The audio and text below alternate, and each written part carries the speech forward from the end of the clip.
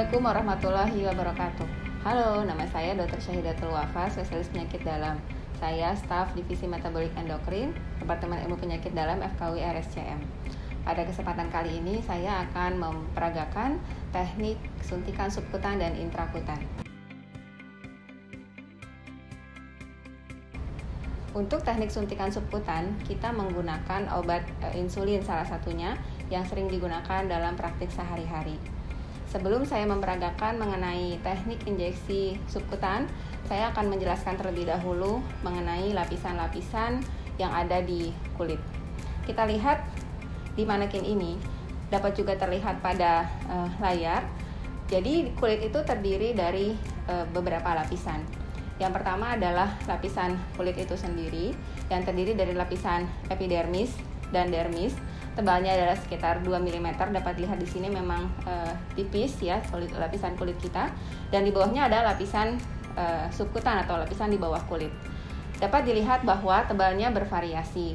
Rata-rata pada perempuan antara 23 mm lapisan subkutan yang ada di abdomen, dan laki-laki rata-rata adalah 17 mm untuk lapisan subkutan yang ada di abdomen. Dan tebal ini bervariasi tergantung dari lokasi di beberapa organ tubuh. Kemudian di bawah lapisan subkutan ada lapisan otot atau lapisan muskular. Nah, untuk pemberian obat melalui atau diberikan kepada lapisan subkutan, maka kita harus memperhatikan tebal dari lapisan kulit dan tebal dari lapisan subkutan tersebut. Dan hal ini kita sesuaikan dengan jarum yang akan kita gunakan dalam menyuntikkan insulin. Secara keseluruhan terdapat dua sumber atau dua tempat dari obat insulin yang biasanya kita gunakan. Yang pertama adalah insulin yang terdapat dalam bentuk vial seperti ini. Kemudian insulin yang sudah terdapat dalam bentuk pen. Di sini dapat dilihat berbagai jenis pen insulin. Untuk menggunakan insulin yang berasal dari dalam bentuk vial atau terdapat dalam bentuk vial, kita menggunakan speed 1 ml seperti ini. Kemudian untuk menggunakan insulin yang terdapat dalam bentuk pen, kita menggunakan jarum pena. Yang ini dapat digunakan untuk semua jenis dari pena insulin. Baik, untuk keterampilan teknik subkutan ini, saya akan menjelaskan dulu alat-alat yang diperlukan. Yang pertama adalah manekin suntikan subkutan. Kemudian yang kedua adalah ini boneka yang menjelaskan lokasi-lokasi di tubuh kita yang dapat digunakan untuk lokasi penyuntikan insulin. Kemudian ini adalah vial insulin dan juga speed insulin 1 ml. Untuk speed insulin ini sebenarnya disesuaikan dengan konsentrasi dari insulin vial ini. Konsentrasi insulin bervariasi, namun yang banyak tersedia di pasaran adalah U100. Artinya adalah terdapat 100 unit dalam 1 ml. Kita sesuaikan dengan speednya. Juga kita gunakan, di sini dapat terlihat bahwa speednya adalah speed yang untuk insulin U100. Artinya di sini sudah disesuaikan untuk marker-markernya supaya memudahkan dalam penyuntikan, karena ada insulin yang ada speed atau syringe yang dapat digunakan untuk insulin dengan konsentrasi U40. Tentu kita menggunakan speed insulinnya juga yang U40. Jadi perlu disesuaikan. Kemudian untuk pena insulin, di sini dapat dilihat bahwa ini sebagai contoh saja, ada beberapa contoh dari pena insulin. Tentu hal ini disesuaikan dengan tipe dari kerja insulin tersebut. Contohnya ada insulin yang kerja panjang dan ada insulin yang kerja pendek. Ini contohnya misalnya adalah insulin yang berisi insulin analog kerja panjang. Kemudian ini adalah pena insulin yang berisi insulin analog kerja pendek. Kemudian ini pena insulin yang berisi insulin analog campuran. Artinya ada yang mengandung insulin kerja panjang dan kerja pendek. Kemudian ada juga yang pena insulin yang berisi insulin analog kerja pendek. Insulin human juga ada, contohnya ini yang mengandung insulin human kerja pendek. Dan ada juga pena yang mengandung insulin human kerja menengah yang kita kenal dengan PH. Dapat dilihat lebih detailnya pada tabel. Kemudian perlengkapan yang lain yang diperlukan adalah sarung tangan non steril, kemudian ini alcohol swab, dan juga disposal box. Dan untuk pena insulin tadi kita menggunakan jarum pena namanya atau needle pen, yang hal ini bervariasi panjang dari jarumnya ya. Kalau dulu banyak yang tersedia jarum yang panjangnya adalah 8 mm ya. Namun beberapa tahun terakhir ini jarum ini sudah mengalami banyak perkembangan sehingga sekarang tersedia jarum dengan ukuran yang lebih pendek yaitu 5 mm dan ada juga yang berukuran 4 mm. Dapat dilihat pada gambar. Tujuannya apa menggunakan jarum yang lebih pendek ini? Tentu karena insulin ini adalah obat yang merupakan obat rutin digunakan oleh pasien. Kita ingin meminimalisasi risiko trauma ya yang dapat timbul bila menggunakan insulin dengan jarum yang lebih panjang.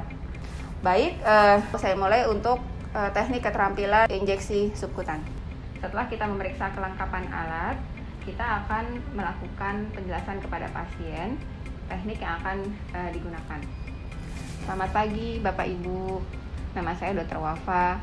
Kali ini saya akan melakukan suntik insulin kepada Bapak. Suntik ini akan dilakukan di daerah perut Bapak. Saya akan melakukan suntikan di daerah subkutan, artinya di lapisan di bawah kulit. Yang pertama yang akan saya lakukan adalah suntikan subkutan dengan mengambil obat dari insulin vial ini. Setelah kita lakukan inform consent kepada pasien dan kita jelaskan bahwa kita akan melakukan suntikan dengan menggunakan sped insulin 100 ini, kita melakukan cuci tangan. Saya cuci tangan dulu ya Bapak Ibu.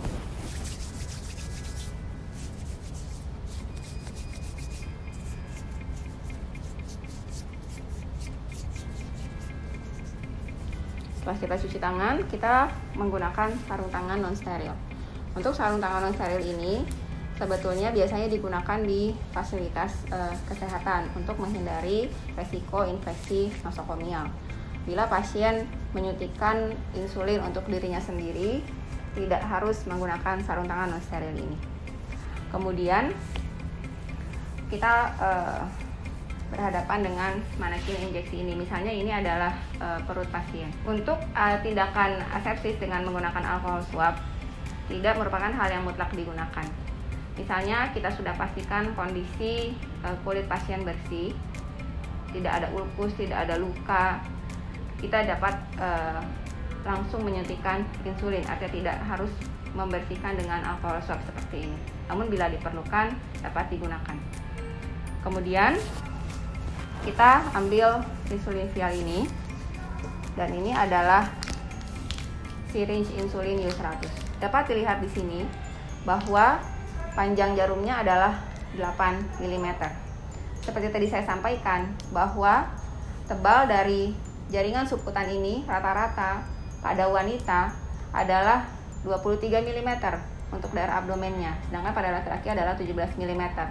Jadi kalau kita menggunakan insulin jarum syringe U100 ini kita bisa pastikan bahwa jarumnya akan tepat sampai di lapisan subkutan tanpa kita harus melakukan pinch out atau pencubitan dari kulit pasien.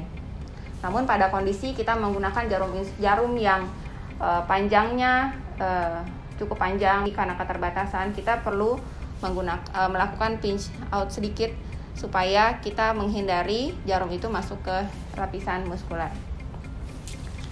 Kita coba buka jarum insulin ini.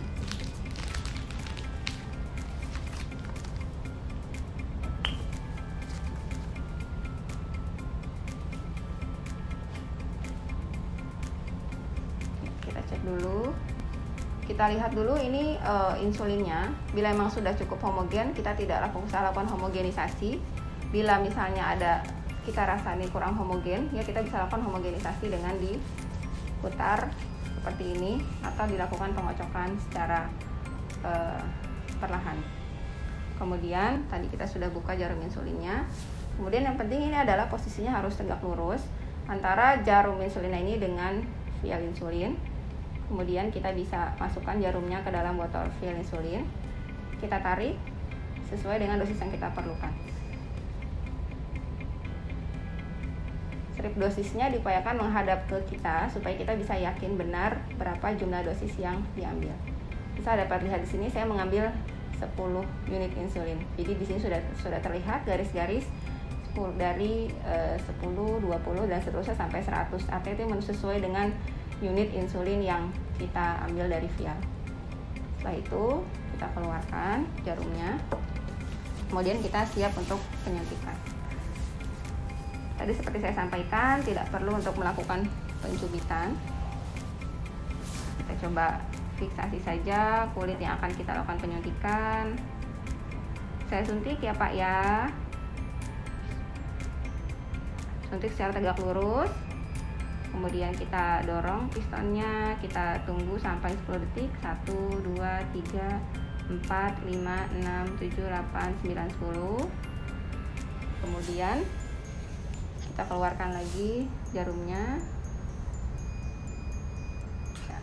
Kalau ada darah bisa kita sapu, kita usap dengan kapas alkohol seperti ini. Kemudian jangan lupa jarumnya ini dibuang di disposal box. Untuk penyuntikan insulin subkutan dengan menggunakan syringe U100 sudah selesai. Yang berikutnya adalah menggunakan bila kita menggunakan pena insulin. Sekarang saya akan memperagakan teknik injeksi insulin subkutan bila kita menggunakan insulin pena atau pen insulin. Ini adalah contoh-contoh pena insulin. Saya akan gunakan salah satunya. Kalau kita lihat pena insulin ini, ada beberapa komponen dari pena insulin ini. Ini adalah penutupnya. Kemudian di sini dapat kita lihat insulinnya. Dan memang sebelum kita menggunakan, kita perlu memperhatikan apakah insulinnya ini jernih atau tidak. Insulin yang masih dapat digunakan tentu adalah yang warnanya masih terlihat jernih, artinya masih homogenitasnya masih terjaga dengan baik. Kemudian kita juga perlu pastikan kadaluarsanya, ya. Jangan sampai insulin kadaluarsa yang kita berikan ke pasien. Di sini tertera tanggal kadaluarsanya. Kemudian bila kita lihat di sini, ini ada yang namanya jendela dosis. Jendela dosis ini menunjukkan dosis insulin yang akan diberikan ke pasien.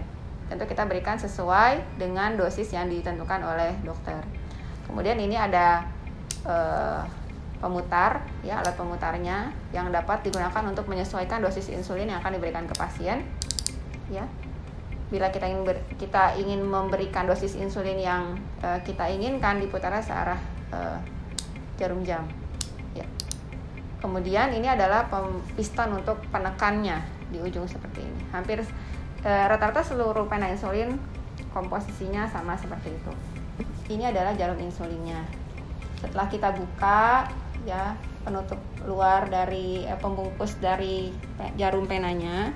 Kemudian di sini terlihat ada jarum. Jangan sampai jari kita kena ke jarumnya karena ini steril. Ya, kemudian kita pasangkan ke pena insulinnya. Kita putar searah jarum jam sampai maksimal, kemudian kita lepas. Akan terlihat penutup dalamnya. Dan tadi penutup luarnya ini jangan dibuang karena akan membantu kita saat melepas jarum pena. Ini penutup dalamnya bisa dibuka dan dibuang. Kemudian terlihat di sini jarumnya. Ya, jarum inilah yang tadi saya sampaikan, panjangnya adalah 5 mm, bervariasi, ada yang 4 mm paling kecil, 5 mm, ada yang 8 mm. Ya, kemudian kita lakukan priming. Priming itu kita coba pastikan bahwa tidak ada gelembung udara. Kemudian kita pastikan bahwa jarum pena insulin ini dapat kita pakai bekerja dengan baik. Caranya adalah kita putar sampai ke dosis 1 atau 2 unit. Dapat lihat di sini jendela dosisnya menunjukkan angka 2 unit. Ya, sebenarnya kalau memutar harusnya menghadap ke kita supaya kita memastikan betul dosisnya sesuai. Setelah itu kita tekan pistonnya. Kita tekan pistonnya dan kita perhatikan kondisi jarumnya. Priming yang berhasil adalah tuh, dapat dilihat bahwa keluar gelembung-gelembung insulinnya sampai ke ujung dari jarum. Bila memang sudah terlihat seperti itu, artinya primingnya berhasil. Kita bisa pastikan bahwa pena insulin dan jarum penanya dapat digunakan dengan baik.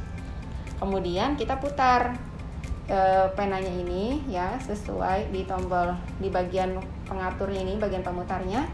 Kita putar sesuai dengan dosis yang akan kita berikan ke pasien. Misalnya kita berikan 10 unit.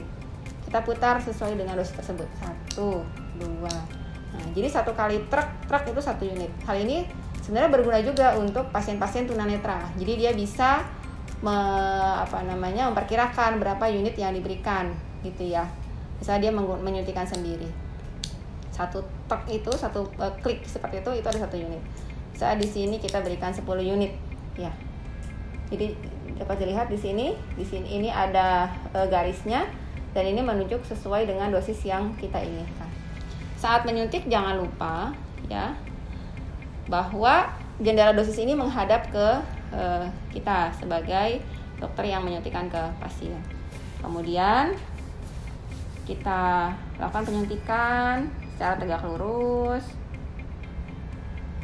Ya, setelah masuk, kemudian kita tekan.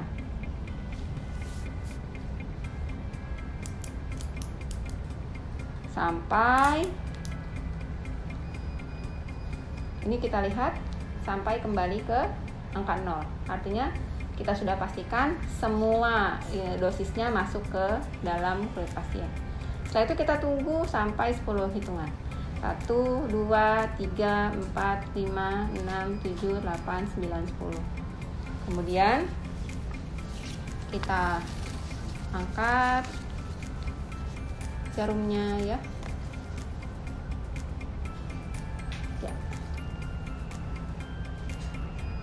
Jadi tadi saat setelah disuntikan, posisi ibu jari tetap ada di piston ini, piston penanya, dan dihitung sampai 10 hitungan. Setelah selesai, kita coba buang jarumnya dengan cara memasang kembali penutup luar jarum. Kita putar, terlepas sempurna, dan ini karena single use kita buang. Kemudian penanya kita tutup kembali. Demikian teknik keterampilan suntikan subkutan dengan menggunakan obat insulin. Kali ini saya akan memperagakan teknik suntikan intrakutan. Suntikan ini biasanya digunakan diantaranya untuk skin test bila kita akan memberikan antibiotik. Misalnya untuk suntikan intrakutan, kita ingin deposit obat itu pada lapisan kulit, baik yaitu yang terdiri dari lapisan epidermis dan dermis. Tebalnya hanyalah 2 mm.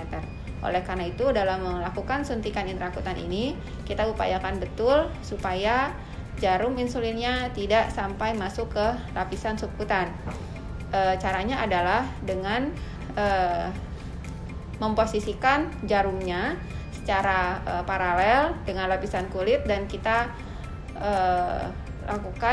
posisikan dalam sudut yang kecil terhadap permukaan kulitnya. Baik, sebelum kita melakukan tindakan, tentu kita melakukan penjelasan dulu kepada pasiennya. Selamat pagi Bapak Ibu, saya Dr. Wafa. Kali ini saya akan memberikan suntik antibiotik dalam hal untuk skin test, yaitu saya akan melihat ada atau tidaknya reaksi alergi pada Bapak atau Ibu sebelum kita berikan antibiotik. Di sini saya akan menggunakan jarum 1 ml dan juga ini adalah obat yang akan disuntikan ke bagian kulit Bapak Ibu. Setelah kita lakukan penjelasan kepada pasien tentang teknik yang akan kita lakukan, kemudian kita melakukan prosedur cuci tangan di bawah air mengalir atau dengan cairan antiseptik.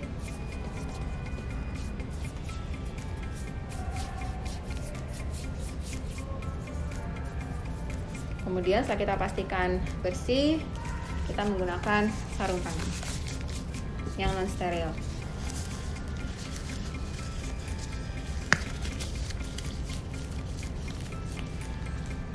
Kemudian ini adalah jarumnya.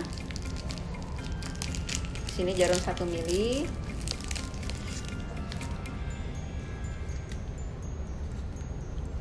Kita kencangkan dulu needle-nya. Ya. Sudah dilihat di sini jarumnya. Kemudian kita ambil obatnya yang akan disuntikan. Biasanya sedikit saja kalau untuk skin test misalnya. Kemudian setelah dibersihkan, kemudian caranya ini supaya kita tepat menyuntikkan ke lapisan intrakutan atau di dalam kulit. Yang perlu diperhatikan di sini adalah kita memberikan suntikan secara paralel posisi jarum suntikan dengan lokasi permukaan kulit. Sudutnya kurang lebih sekitar 20 derajat. Kemudian kita arahkan jarumnya, maaf ya Pak agak sakit. Kita arahkan jarumnya ke intrakutan ya, jangan terlalu dalam karena kalau dalam nanti akan masuk ke lapisan subkutan. Kemudian kita berikan obatnya sampai timbul indurasi ya, dapat terlihat lebih jelas pada gambar indurasinya. Artinya kalau terjadi terdapat indurasi, maka sudah kita pastikan obatnya masuk ke lapisan intrakutan. Setelah itu kita keluarkan lagi jarumnya ya, dan jangan lupa dibuang di disposal box. Demikian untuk teknik suntikan intrakutan. Setelah selesai tentu kita bersihkan kembali barang-barang yang sudah kita gunakan, kita rapikan kembali. Terima kasih Bapak Ibu sudah selesai untuk suntikan intrakutannya. Terima kasih atas perhatiannya.